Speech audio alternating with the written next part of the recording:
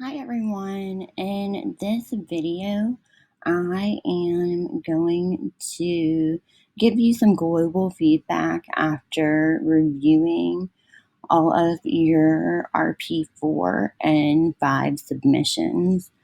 And I'm going to hit on some key points related to measurement, sampling, and research design that I think could use you guys could use some more reinforcement with.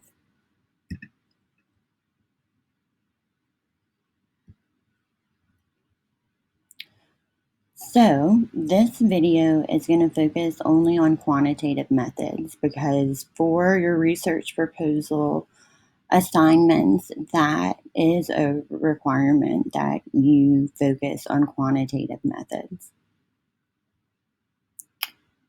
Another requirement for your research proposal assignments was that you choose either an explanation or evaluation research purpose.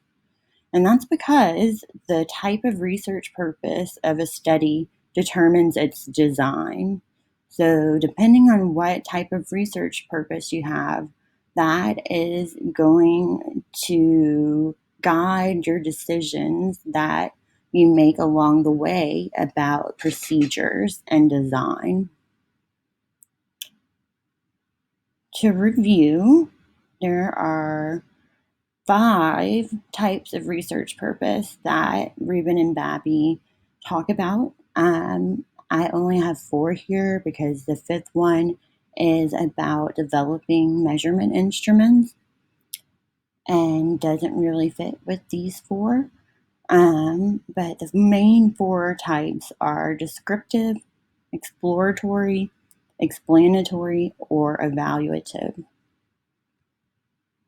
And again, for your assignments, and in this class, we have focused on explanation and evaluation research purposes.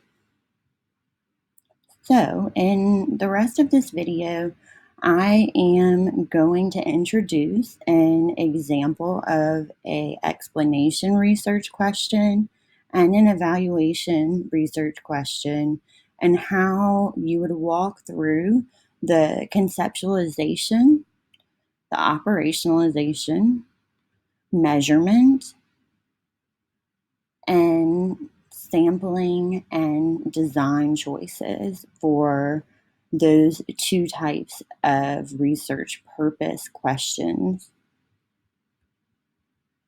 So here are the 2 research questions that I came up with. The explanation question is, does childhood trauma predict quality of life in adulthood? And the evaluation question I picked was, does trauma-focused cognitive behavioral therapy reduce PTSD symptoms and challenging behavior for children with chronic PTSD? So as we go along the video, I am going to switch back and forth between these 2 questions. You'll note that when I am talking about the explanation question, the background will be purple. And when I am talking about evaluation, the backdrop will be like a light lavender gray color. So we're going to start with explanation. So the first thing that we have to do with this research question is to tease out the concepts, the main ideas that we're interested in with this question. And in this example, the 2 main concepts are childhood trauma and adult quality of life. The next step of this is going to be to conceptualize these ideas. And conceptualization is going to be defined on the next slide. So this is the evaluation question, and we're going to pull out the concepts in it. The 2 concepts that are important in this question are trauma-focused CBT and challenging behavior. So those are the two concepts for the evaluation question that we need to define. Here we go. Now we can talk about what the conceptual definition means. It basically means what the concept means. It's very similar to a definition you might find in a dictionary or in an encyclopedia focused on social work about this issue. We want to know conceptually, in basic terms, what is this idea or concept? So, for the explanation question, you can see I did some research. I went to the LSU Library's databases and I did a web search with some organizations that I know specialize in these areas of research. And I found general conceptual definitions that most researchers agree on. This process should sound familiar to you because this is what you did in RP 1 through 3. Was to really flesh out what your conceptual definitions were for your concepts. For evaluation, I did the same thing. I described in my own words what trauma-focused CBT and challenging behavior are. So now that we have a basic idea of what these concepts are, now we need to move towards how we'll measure them. And that process is called operationalization. Operationalization is where we take our conceptual definition and turn it into a definition that makes our concept measurable. So, the last thing in our conceptualization phase is to think about our hypotheses. So, what do we expect to happen with these concepts? For my explanation question, does childhood trauma predict quality of life in adulthood? My hypothesis is that if you experience childhood trauma, then that would predict poor quality of life in adulthood. So I am proposing a negative a negative relationship between my variables because the more childhood trauma someone has, the lower or the poorer their quality of life would be. So now we need to think about what the independent and dependent variables may be. This gets tricky with an explanation question because we can't establish causality completely with with an explanation question. And so in the literature, you sometimes will see predictor and outcome variables instead of independent or dependent variables because the variables can't be manipulated. Usually, the manipulated variable is the independent variable because changes in the independent variable should change the dependent variable in some way. The dependent variable depends on the independent variable. And theoretically, the independent variable causes the change in the dependent variable. So for my explanation question, it's pretty clear that my predictor or my IV is childhood trauma and my outcome or DV, I got a typo there, sorry about that guys, is adult quality of life. Now let's look at my hypothesis for the evaluation question. So for This hypothesis, I say, children with chronic PTSD will have a reduction in challenging behavior after receiving trauma-focused CBT. So, in this case, we can manipulate these variables. We could give some kids the intervention and other kids not give them the intervention. So the intervention is the independent variable. It's what we manipulate. Challenging behavior is the dependent variable. It is what we assume is going to change whenever we manipulate the independent variable. So now this brings us to operationalization.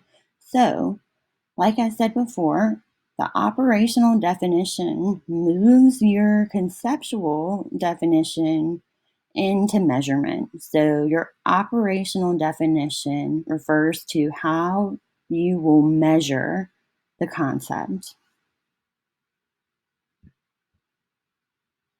With my explanation question, I have found two scales that could measure these concepts. So, my operational definition for childhood trauma is score on the ACEs scale. My operational definition for adult quality of life is the score on the World Health Organization quality of life brief format scale. So you'll see my definition is just not the scale itself, but it's the score on the scale. That is how these concepts are defined, by the person's score on these scales. That is what we're going to measure. So let's get into this a little bit further. So for the explanation question, we can now move into calling our concepts variables instead of just concepts, because now we have instruments that we'll use to measure, and we have procedures about and rules about how we will measure these ideas. And so I I've made this variable ACE and quality of life, or QOL.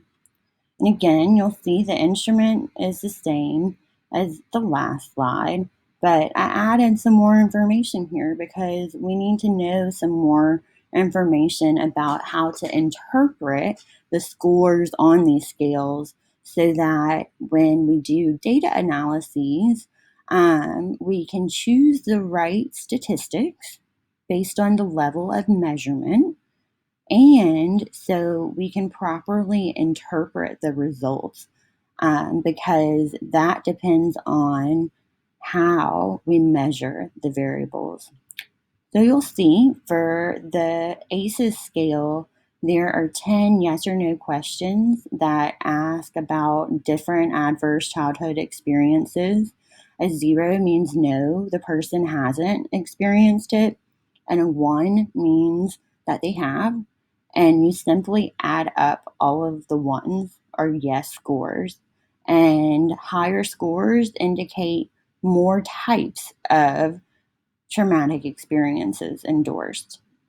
You'll notice that I didn't say more trauma, because that is not specific enough.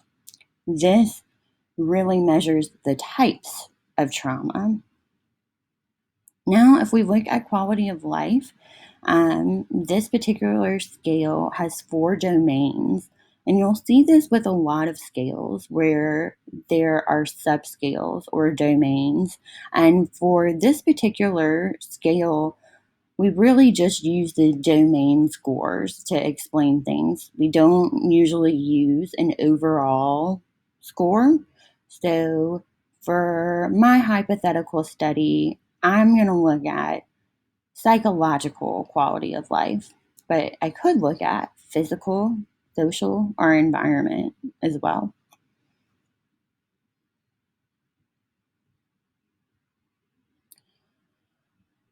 With my evaluation question, taking my concepts into operationalization and measurement will be very similar. For interventions, there are a couple of different ways that you can measure that. One simple way is by determining whether a child got the therapy or not. Another way would be how much therapy they got. So, how many hours or how many sessions of trauma focused CBT they had. And then a third way to conceptualize this is with intervention fidelity. So, the quality of the intervention, rather. So, how well did the practitioner stick to the model for the intervention? Then, for challenging behavior, this one I decided would be measured with a very commonly used scale for internalizing and externalizing behavior. It's called the Child Behavior Checklist. It has been validated with lots of different populations and including many different cultures, and it's been translated into lots of different languages. Okay, so now let's look at this in a measurement way. So now that we have these as variables, what would these variables look like in a data set for this type of study? So for intervention, you may or may not use an instrument, but there are checklists that you can use for manualized interventions, and trauma focused CBT has one. Um, you also could just say whether or not they received it. And so a 1 would be assigned to a case that did get the intervention, and a 0 would be assigned to a case that didn't. Or you could measure this with the number of sessions or the percent of intervention fidelity. That is usually how intervention fidelity is measured. How much of the time did the clinician stick to the model? And then for the child behavior checklist, this is similar to the other scales I've mentioned for the explanation question. For this particular scale, there is a total score scale, but I've decided for this study, I'm interested in the two subscales, internalizing and externalizing problems.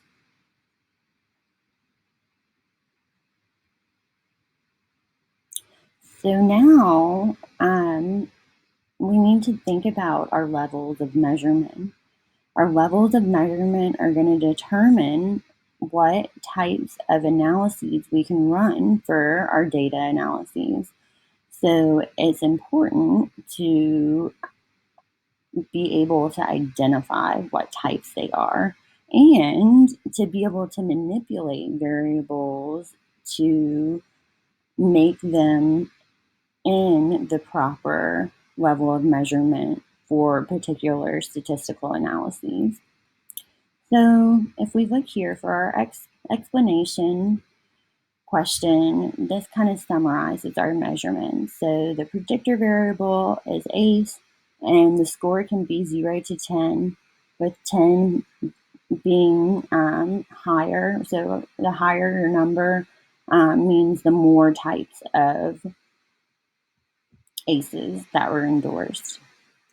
Then for our outcome variable, it's QOL, or quality of life, and it can range from 4 to 20, and higher scores mean higher quality of life.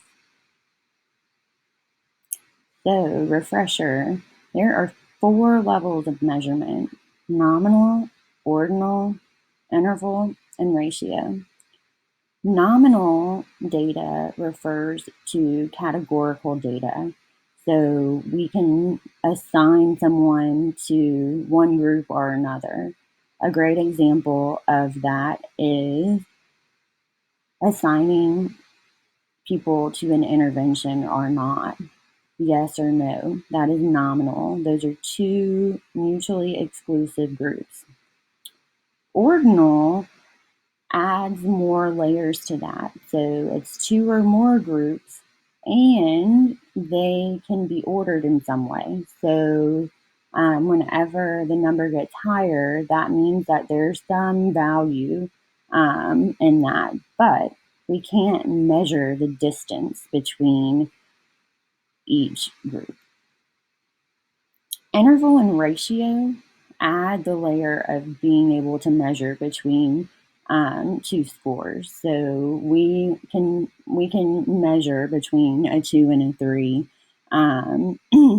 on these types of scales. And the difference between interval and ratio is that ratio has a true 0.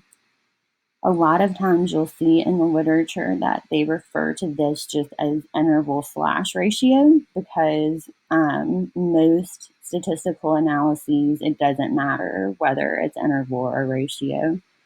You also will find, as I've mentioned before, that even though most scales do produce ordinal data, they're treated like interval ratio data in analyses. So I would say that for these two variables that we would likely treat them as interval ratio data in our analyses. Now let's talk about sampling. Chapter 11 is where you'll find information about sampling. So just a little refresher. Sampling is taking a small piece of a bigger population. So, sampling is the process of picking the people in the population to be in the sample. Then, once we have the sample, we can make inferences about the population.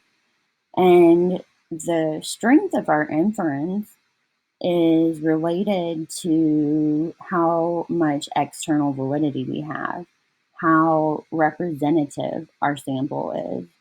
And generally, random sampling gives us the most representative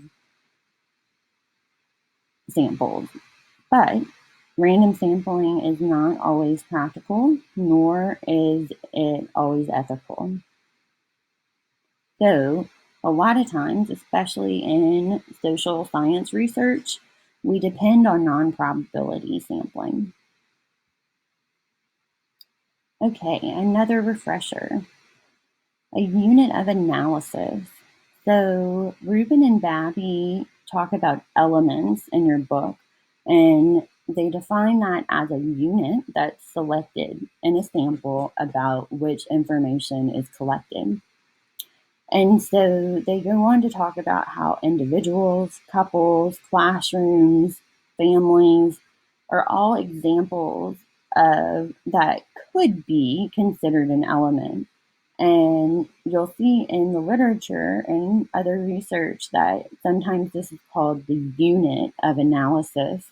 So are we going to be looking at individuals or groups, communities? That is what our unit of analysis is. Our unit of analysis is also very important to know and to identify accurately so that we can choose the right statistical analyses later. In the case of my explanation example, the unit of analysis is individuals. It's adults. Yep. So the next thing is the population. So the population is theoretically what the aggregation of the study elements would be. So theoretically, what do we want to generalize our sample to? And I would say adults in the United States. That's what I'm interested in. Next, we need to think about the study population, which is the aggregation of elements from which the sample is actually selected. So our sampling strategy is really going to influence what our study population is. So here's an example. Suppose for my proposed study, I decided to use availability sampling and snowball sampling. So I am going to put my questionnaire online I'm going to share the link on a bunch of different social media platforms and encourage people to share my link.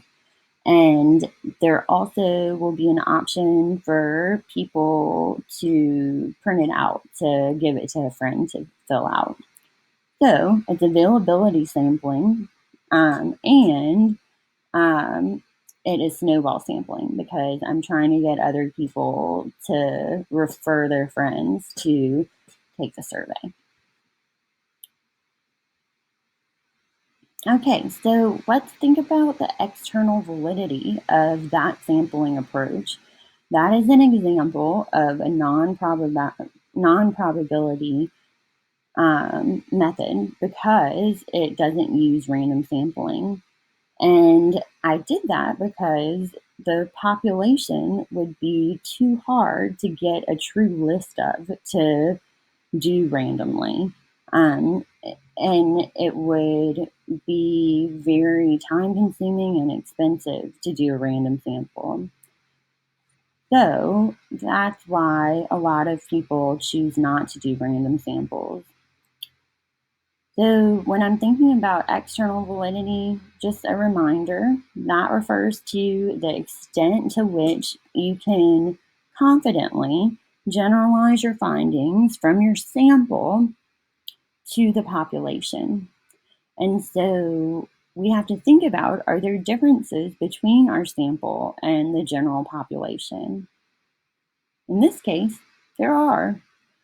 This is going to overly represent people who have access to a computer or are engaged on social media, or have friends or family members who are connected that way.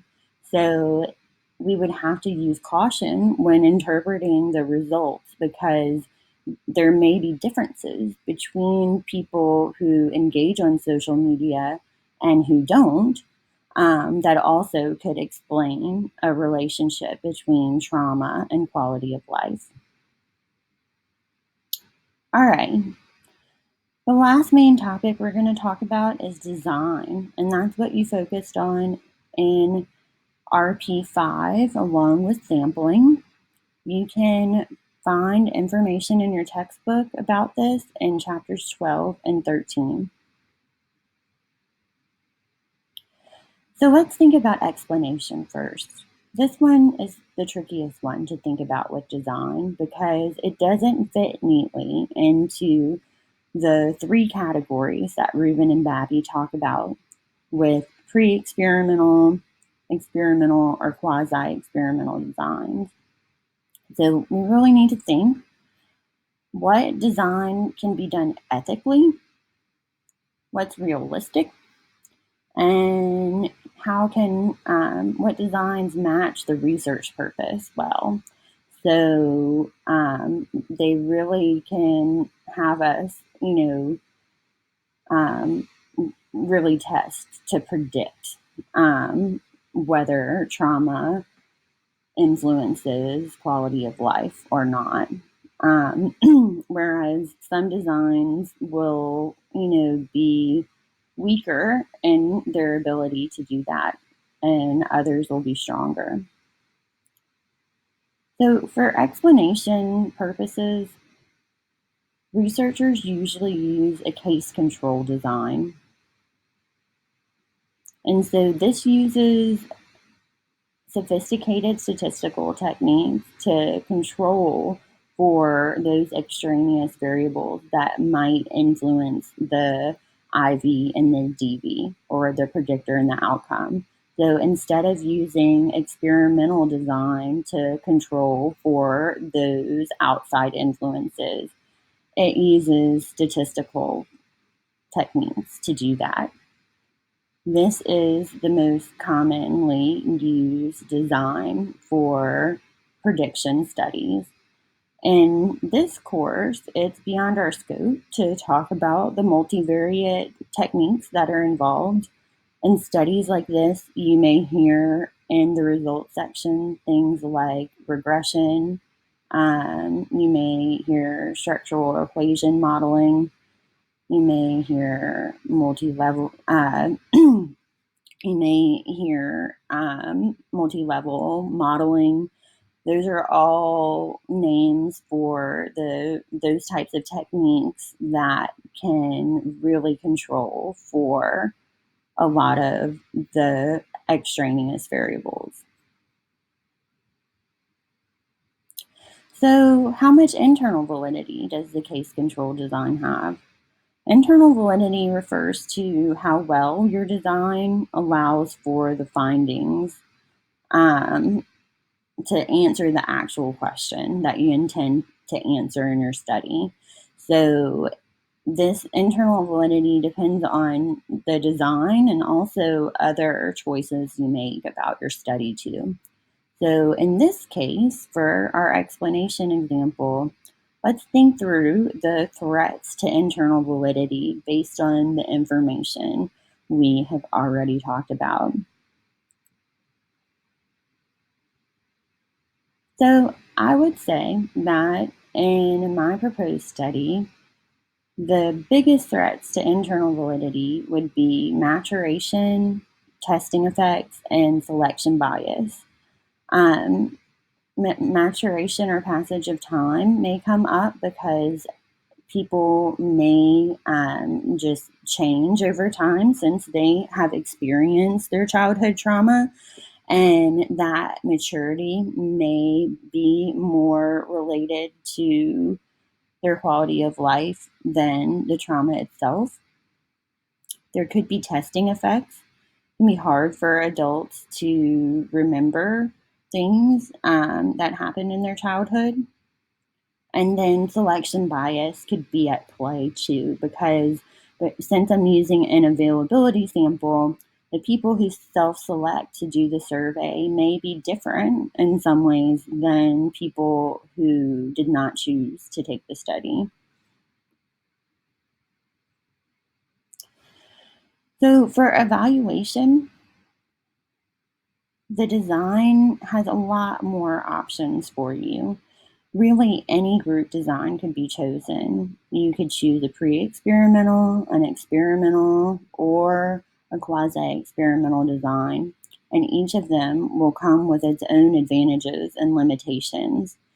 And usually this depends on a few things, but mainly two. The first is whether there is a pre-test and a post-test to be able to tell if there are changes that are made because of the intervention. And secondly, whether there is a comparison group or a control group. So, was there a group that was compared to that didn't receive the intervention, or maybe received intervention as usual or treatment as usual? And then random selection is important. So, for your groups, are you randomly assigning them to one group or the other? And if you are, then you're using a control group, and that means that it is an experimental design.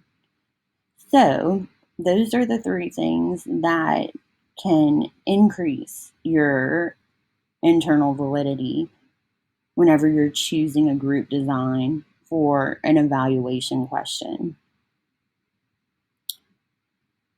So that ends this video. Those are some key points and ideas that I wanted to reinforce after reviewing your work. I hope that this is helpful for you as you complete your final exam. Good luck.